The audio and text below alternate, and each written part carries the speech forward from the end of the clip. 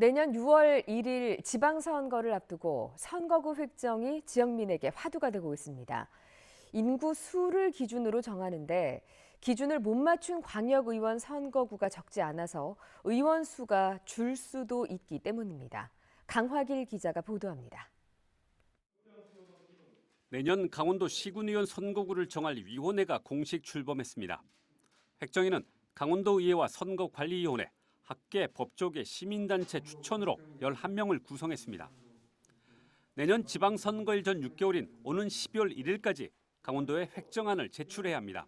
아주 공정하고 엄중하게 기준에 가지고 잘 선거구를 획정해 주는 것이 선거 이후의 4년간은 어떻게 잘 하느냐에 달려 있지 않는가. 선거구 획정의 핵심은 두 가지입니다.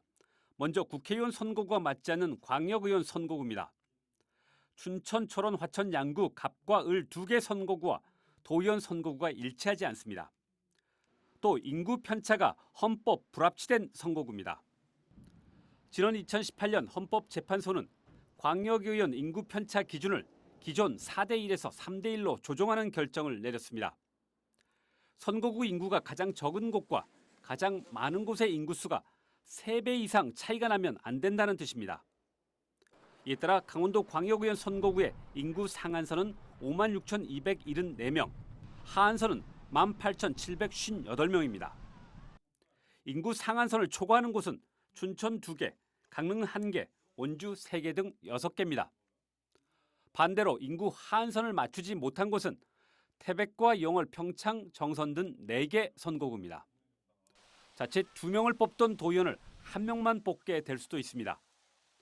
지금도 화천, 양구, 인제, 고성, 양양구는 도의원 1명만 선출합니다. 어쨌든 11개 선거구의 조정이 불가피합니다. 문제는 이렇게 인구수만을 기준으로 선거구를 가르는 것이 옳으냐는 겁니다.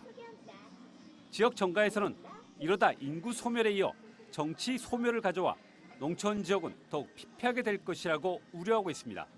의원들이 제공할 수 있는 여러 가지 정치적인 서비스 이런 게 주민들한테 골고루 미치지 못하는 게 가장 큰 문제 같고요.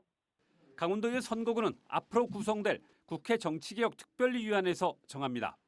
지역 대표성을 두고 논란이 일고 있는 선거구와 의원 정수 조정은 내년 지방선거를 앞두고 가장 뜨거운 감자로 떠오르고 있습니다.